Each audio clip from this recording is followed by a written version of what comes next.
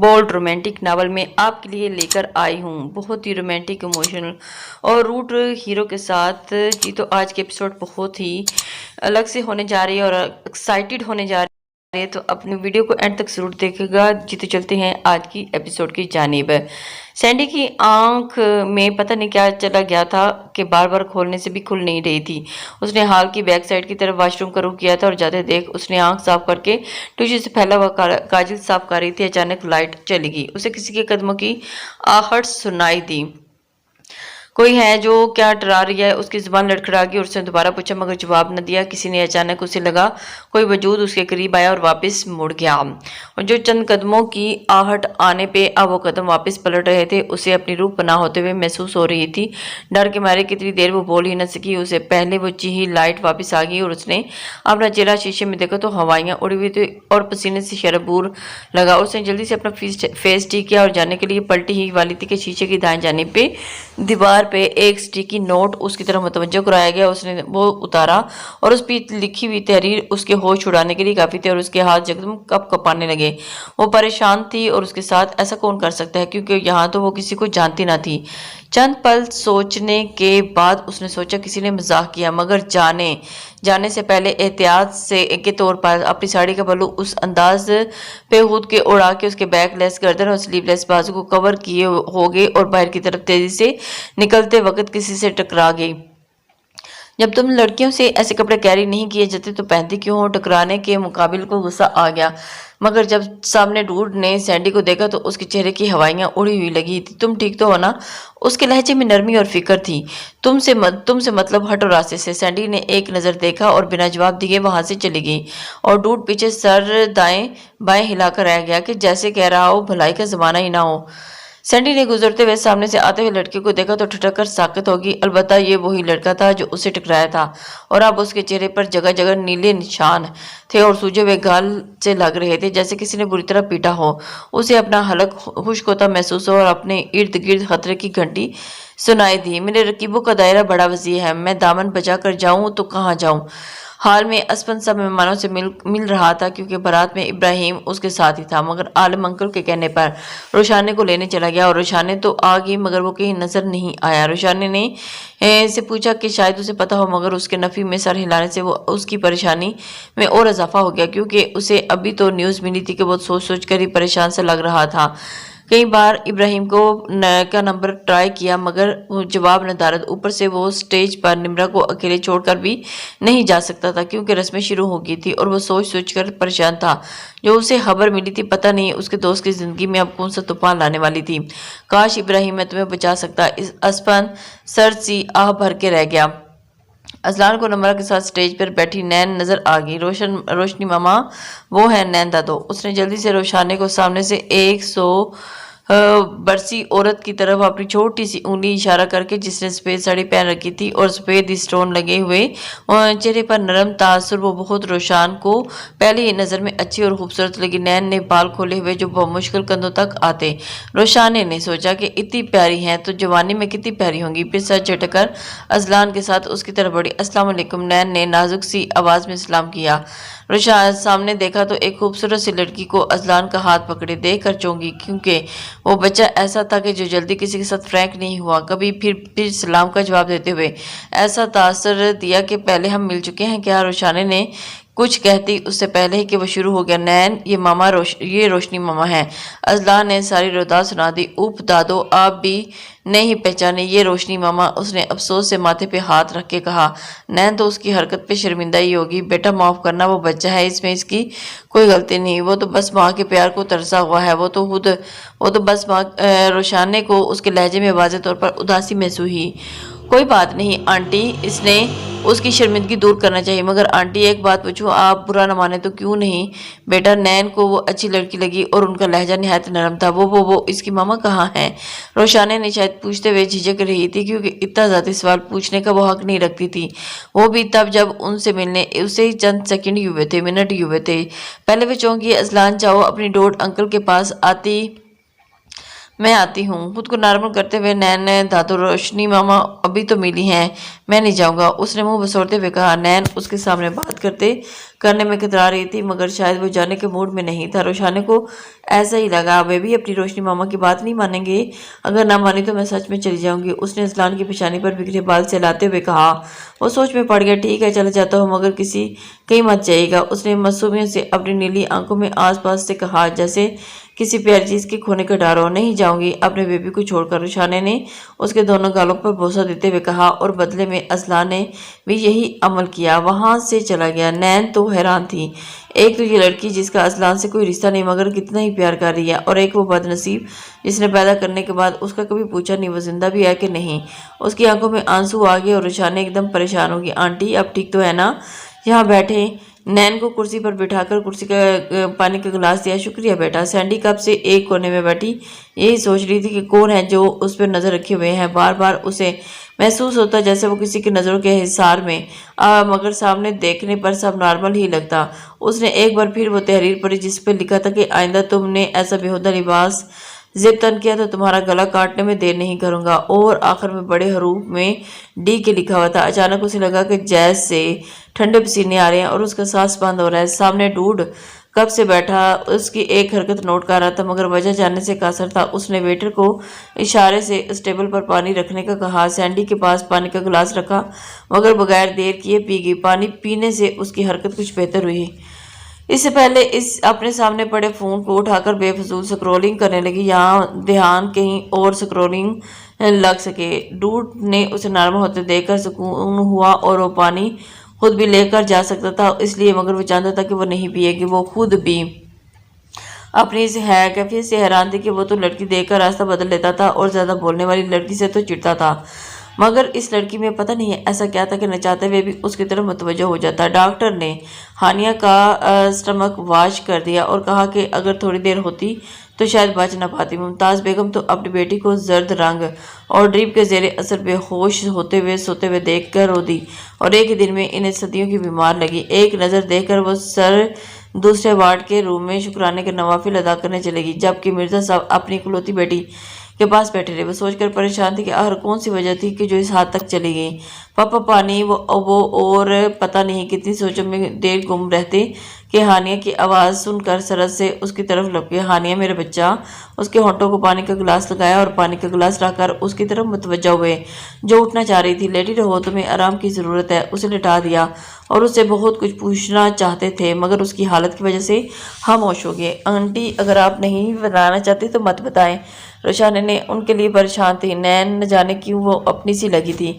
अरे नहीं बेटा, बस कुछ याद आ गया, तुम्हें पहले यहाँ कहीं देखा नहीं। नैन के दिल में कब से ये सवाल था। आखिर पूछ लिया। मैं यहाँ नहीं रहती, लंदन में से कुछ दिन हुए हैं आए हुए। निमरा मेरे पापा के दोस्त की बेटी है, बस यही शादी पे आई हूँ और उसके बाद वापस चली जाऊंगी। वो सादगी से बताकर खामोशी से खामोश होगी। ओह अच्छा, तुम्हारे मामा बाबा भी आए हैं? नहीं, अचानक। उसके लहजे में अफसुर्दगी सी महसूस हुई नैन को। तो कोई बात नहीं, उदास क्यों होगी हो, बात कर लो उनसे। उन्हें लगा कि उदास है वो अपने वालिदैन से। वो उनकी 1 साल पहले एक रोड एक्सीडेंट में डेथ हो गई थी, और उसने आंखें चिपका कर आहिस्ता से कहा, माफ करना बेटा, मेरी वजह से तुम दुखी होगी। उन्हें अफसोस हुआ अपने सवाल पर। It's okay. आपने नहीं बताया नहीं कि अजलान की मामा कहाँ हैं? क्या बताऊं बच्चे, उसकी मामा। नैन अभी उसकी बात पूरी भी ना हुई कि अपने नाम की पुकार पर पीछे मुड़कर देखा तो इब्राहिम को खड़ा देखकर वो परेशान हो गई, क्योंकि उसका चेहरा गुस्से में सुर्ख था और रगें तनी हुई नुमाया नजर आ रही थी, जैसे बर्दाश्त की आ रही हद पर हो। नैन तो डरी गई। मैंने आपको उस बात की इजाज़त नहीं दी कि आप गैर लोगों के सामने हमारे घर के ज़ाती मसाइल डिस्कस करें। वो नैन की आंखों में आंखें डालकर काटदार लहजे में बोला, और एक पल नैन और रुशाने घबरा गई, और यह जुमला नैन को किसी चाबुक की तरह लगा था। बाहे डूड, आपका गाड़ी में इंतजार कर रहे हैं। जहाँ लहजे में सख्ती के साथ सर तासर भी था। नैन ने शुक्र अदा किया कोई तमाशा नहीं किया, वरना क्या इज्जत रह जाती सबके सामने। और उसकी रुशाने ने एक नज़र डालकर चली गई। रोशाने जुनैन को जाते हुए देखकर खुद भी जाने लगी कि अपनी कलाई सख्त गिरफ्त में देखकर घबरा गई। इब्राहिम उसे खींचता एक कोने में ले आया जहां लोगों की उन दोनों पर नजर न पड़े। छोड़ो मुझे जंगली इंसान, रोशाने ने झटके से अपनी कलाई छुड़वानी मगर और घुरा और देखता और उसे देखा जैसे आंखों में ही उसे कत्ल करने का इरादा रखता हो। जंगली बोलने पर इब्राहिम का मजीद पारा हाई हुआ। मेरे घर वालों से दूर रहो। और हाँ, जंगली हूं मैं। नहीं, तुम बने देर में लगे और बन गया तो तुम्हें जान से मार दूंगा। उसने एक एक लफ्ज चबाकर उंगली मुकाबिल की तरफ उठाकर जैसे वो सच ऐसा करने में इरादा रखता हो। रुझान ने उसके लहजे से कांप गई और जाते हुए मुड़ा और एक तंजिया नजर उसके वजूद पर डालता अपनी बेड़ को हाथ से सिलाता चला गया। रुझान ने उसे तब तक जाती देखती रही जब तक नजरों से ओझल नहीं हुआ।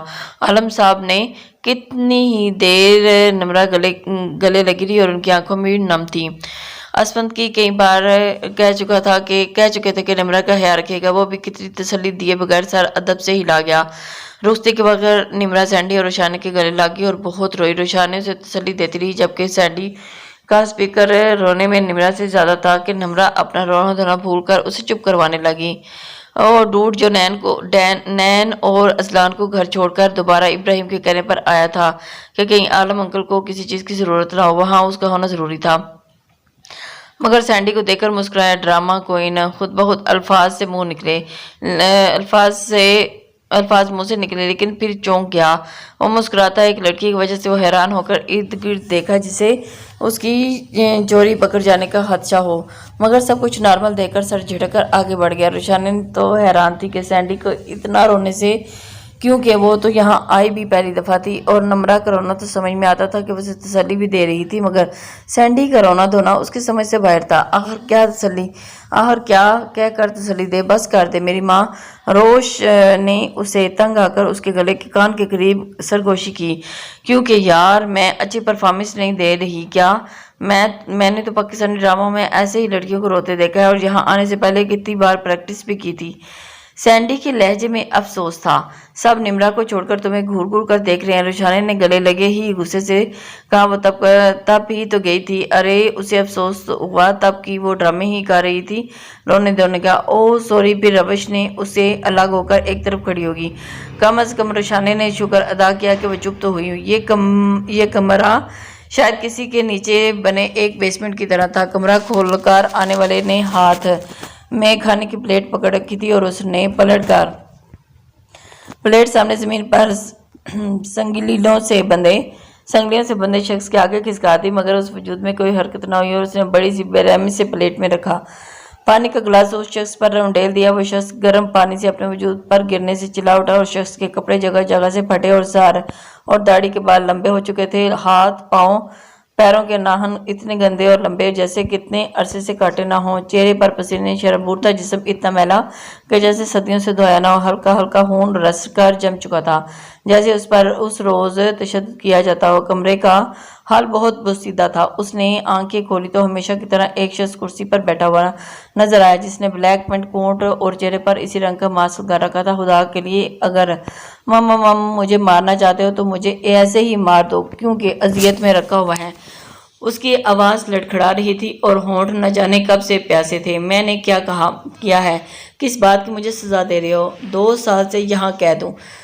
रहम करो मुझ पर। उसकी आवाज अब आहिस्ता सॉरी बेगी हुई महसूस हो रही थी जैसे वो रो रहा हो, लेकिन सामने बैठा शख्स पत्थर था। वो रोज यहाँ खाना देने आता और रोज उससे फरियाद करता, मगर वो हर बार दिलचस्पी से उसका गिराना देखता मगर तरस ना खाता। और उसने घड़ी पे वक्त देखा तो उठ गया और यही रोज का मामूल था। मत जाओ मुझे यहाँ अकेला छोड़कर, खुदा के लिए डरो। और वो चिल्लाता हुआ रो रहा था और उसने दरवाजा बंद कर दिया और बाहर तक उसकी सिसकियां सुनकर मुस्कुरा दिया। ऐ खुदा मेरी मदद फरमा। उसने रोते हुए खुदा से मदद मांगी तो वो कैसे हाली हाथ लौटा था। उसकी दुआ अर्श पर पहुंची।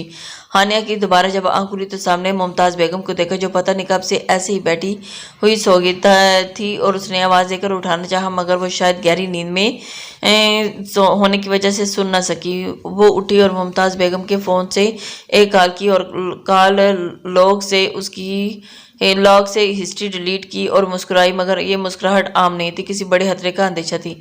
मुस्कान झूठी, पहचान झूठी, और उस गाने की धुन वो गाती हुई वापस आकर बेड पर लेट गई, मगर सर सी मुस्कुराहट चेहरे पर बरकरार रही। रोशाने जब से आई थी बिस्तर पर करवट पे करवट ले रही थी, मगर नींद तो जैसे आंखों से कोसों दूर हो, और उसका दिमाग एक ही जुमले पर आकर रुक जाता था, इब्राहिम ने ऐसा क्यों कहा, मेरे घर वालों से दूर हो, क्या वो शादीशुदा है, क्या इब्राहिम का कोई ताल्लुक है इस्लाम से, वो नैन से इतना रूडली क्यों बात कर रहा था। ऐसे कई सवाल थे जो उसके दिमाग में चल रहे थे, मगर जवाब सोचने में से भी ना मिला, तो उसने सोचा क्यों ना लैपटॉप पर मूवी देख ली जाए, क्योंकि सैंडी तो आकर सो गई थी, अगर उठी होती तो उसे कभी बोर न होने देती, अपनी फजूल कहानियां सुना सुना कर दिमाग खराब कर देती। वो सैंडी का सोचकर मुस्कुरा दी। उसने लैपटॉप ऑन किया और यूट्यूब पर सर्च करने लगी। इब्राहिम अपना नाइट सूट पहनकर सोने ही जा रहा था कि उसके फ़ोन पर होने वाली रिंग ने अपनी तरफ मुतवज्जो कराया। फ़ोन पर असफंद का नाम देकर उसने सरहद पर से कॉल पे की। क्या हुआ असफंद, सब खैरियत तो है ना? तुमने उस वक्त कॉल की। जल्दी से आलम अंकल के घर पहुंचकर कोई जवाब दिए अजलत में उसने कॉल काट दी, और असफंद का लहजा नहायत अजीब लगा। वो बगैर कपड़े बदले ट्राउज़र शर्ट में ही जल्दी जल्दी जीने उतरता आलम अंकल के घर की तरफ गाड़ी का रुख कर गया। जब आलम अंकल के घर पहुंचा तो असफंद और अंकल को परेशान से ड्राइंग रूम में बैठा देखकर हकीकतन वो भी परेशान हुआ। कोई मुझे भी बताएगा क्या हुआ क्या है? उसने असफंद और अंकल से गुस्से से पूछा। इब्राहिम, तुमने हानिया को तलाक दे दी है? असफंद का लहजा सरदा। हाँ, इस बारे में मैं तुम्हें पहले ही बता चुका था, उसने आम से लहजे में कहा। तो असफंद उसे घूरने लगा। तो क्या उसे अभी भी समझ नहीं आई कि सब कुछ उससे क्यों पूछ रहे हैं? मुझे ऐसा घूरना बंद करोगे? इब्राहिम ने जी चौकर कहा। जनाब, आपने हानिया पे हाथ उठाया और उसी बात का आज उसने फ़ायदा भी उठा लिया। तुमने मुझे बताना भी ज़रूरी नहीं समझा कि जब ये जानते हुए भी कि तुमने पहले से ही एक केस चल रहा है बोला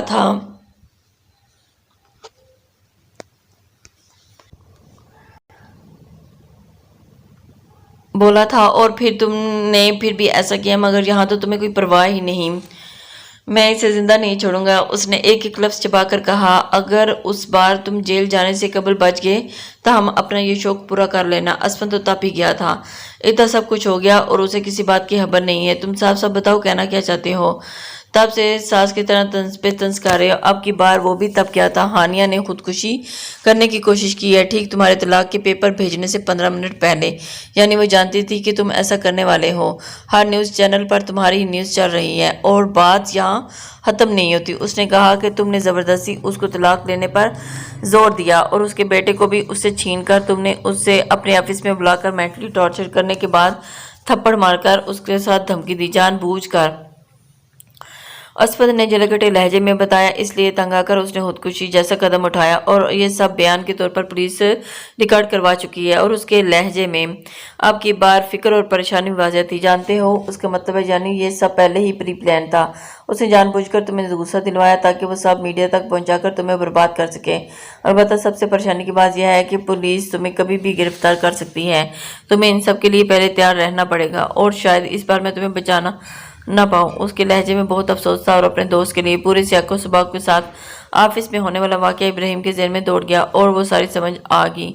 ये सब हानिया की सोची हुई साजिश थी। मुझे यकीन नहीं आता कि वो इस हाथ तक गिर सकती है।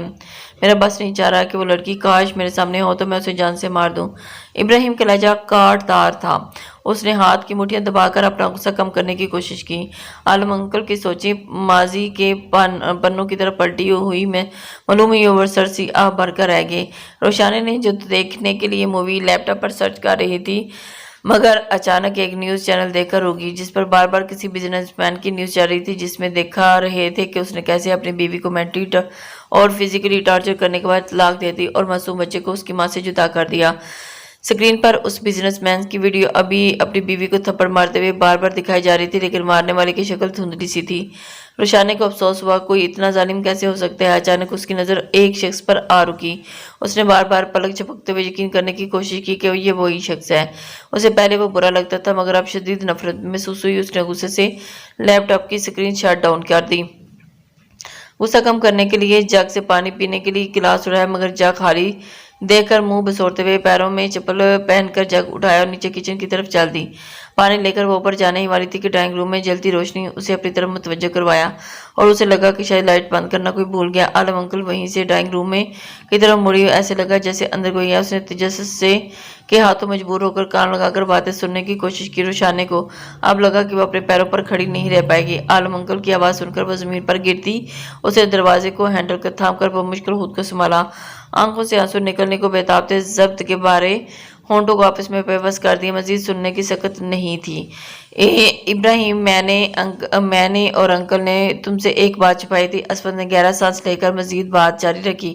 روشانے ہی وہ لڑکی ہے جس کی موم ڈیڈ کی کار ایکسیڈنٹ میں ڈیتھ ہوئی تھی، اور تم جانتے ہو وہ کار تمہاری تھی۔ بچے، یہ وقت ایسا ہے کہ ہمیں صبر سے کام لینا ہوگا، اور میں نے کبھی ایسا سوچا نہیں تھا کہ ماضی ایک بار پھر ایسے سامنے آئے گا۔ عالم صاحب جو کب سے خاموش تھے، انہوں نے اس کے کندھے پر ہاتھ رکھ کر تسلی دی، اور اس کے لہجے میں افسوس کے ساتھ دکھ بھی تھا۔ روشانے کے لیے وہ کچھ الگ ہی محسوس کرتا تھا، مگر کیا ان سب میں وہ ابھی تک خود بھی انجان تھا، اور روشانے کا نام سن کر ابراہیم کو لگا کہ وہ سانس لے نہیں پائے گی۔ وہ چند سیکنڈ کچھ بول نہیں سکا، اور اسے قبل کہ وہ کچھ کہتا کوئی دھاڑ سے دروازہ کھول کر اندر داخل ہوا۔ مقابل کو دیکھ کر سب کے چہرے سے ہوائیاں اڑ گئیں۔ ازلان بار بار روشانے کے بارے میں پوچھ رہا تھا جب سے وہاں سے آیا تھا۔ مشکل سے سہلانے کے بعد بھی نین دروازہ بند کر ابھی کمرے میں جا رہی تھی کہ ابراہیم بڑی عجلت سے گھر سے باہر نکلتے دیکھ کر پریشان ہو گئے۔ نین اس سے پوچھنا چاہتی تھی کہ اتنی رات کو کہاں جا رہا ہے، مگر ہمت نہ ہوئی۔ جانتی تھی کہ کبھی نہیں بتائے گا۔ بچپن سے لے کر اب تک نین نے بہت کوشش کی کہ ابراہیم انہیں اپنی ماں کا درجہ دے دے۔ خود کو تو اولاد نہیں تھی، جب بھی اس کے قریب ہونے کی کوشش کرتی انہیں دور رہنے کا کہہ دیتا، اس لیے اب کوشش کرنا بھی ترک کر دیا۔ مگر کیا کرتی، ایک ماں تھی، وہ انہیں کچھ بھی نہیں مانتا تو کیا ہوا، وہ تو اسے اپنا بیٹا مانتی تھی نا۔ ڈوڈ کو روم میں بلوا کر ابراہیم کے پیچھے بھیجا۔ پریشان تو وہ بھی ہوا سن کر، مگر تسلی دیتا ہوا دوسری گاڑی سے لے کر نکل گیا۔ مگر ابھی تک دونوں کا کچھ پتہ نہیں تھا۔ وہ وہی صوفے پر بیٹھی ہوئی سو گئی تھی۔ جیسے کسی نے دھاڑ سے دروازہ کھولا تو کمرے میں وہ تینوں روشانے کی آمد پر ایک پل کو گھبرا گئے تھے۔ ارے روشانے، اب یہاں کچھ کام تھا؟ پھر عالم صاحب نے سنبھل کر پوچھا۔ روشانے جو نظر جگائے کھڑی، کھلے بال، night baby pink colour trouser shirt پہنے ہوئی تھی۔ کیوں، کیا میں یہاں نہیں آ سکتی؟ اس نے ایک سب پر ایک طائرانہ نظر ڈال کر کہا۔ لہجہ ہنس ہر تھا، اور ویسے بھی میں اپنے ماما بابا کے ہونی کو دیکھنا چاہتی تھی کہ وہ کیسے پرسکون رہ سکتے ہیں۔ مکافات عمل کوئی نہیں، کوئی ڈر نہیں، یہ سب کہہ تو عالم انکل سے رہی تھی، مگر دیکھ کر ابراہیم صندوق کی آنکھوں میں رہی تھی، اس کا لہجہ بھیگا ہوا تھا۔ ایک لمحے میں ان تینوں کا سانس رک گیا، اور اس کے لہجے سے اچانک ماحول میں سکوت طاری ہو گیا۔ ابراہیم نے اس کی سرخ نیلی سی آنکھوں میں آنسو دیکھے تو اس کے دل میں ایک بیٹ مس ہوئی۔ روشانے میں ابراہیم نے کچھ کہنا چاہا، مگر اس نے ایک زوردار تھپڑ اس کے منہ پر رسید کر دیا۔ روشانے نے اس کی حرکت پر عالم انکل اور اسپند نے روکنا چاہا کہ راستے میں ہی ابراہیم نے ہاتھ روک دیا۔ خبردار، میرا نام اپنی گندی زبان سے مت لینا، اس نے مقابل کو انگلی اٹھا کر چیختے ہوئے کہا، اور اس پر اس وقت عجیب سی جنونیت سوار تھی۔ تم ایک ہونی ہو، مجھ سے اب میرا سب کچھ ایک پل میں چھین لیا، روشانے نے بال نوچتے ہوئے کہا۔ ابراہیم کا دل کٹ کے رہ گیا، اور اس نازک سی لڑکی ایسی حالت دیکھ کر وہ کہنا چاہتا تھا کہ وہ خود کو یوں اذیت مت دو میری، مگر الفاظ تو جیسے حلق میں کہیں اٹک گئے تھے۔ تم بھی ایسے ہی ہو، یوں سسک کر مرو، اپنے سب سے قیمتی شخص کو کھو دو۔ I swear you، میری بد دعا ہے۔ مسٹر سندھو، بولتے وقت وہ کس قدر تکلیف میں مبتلا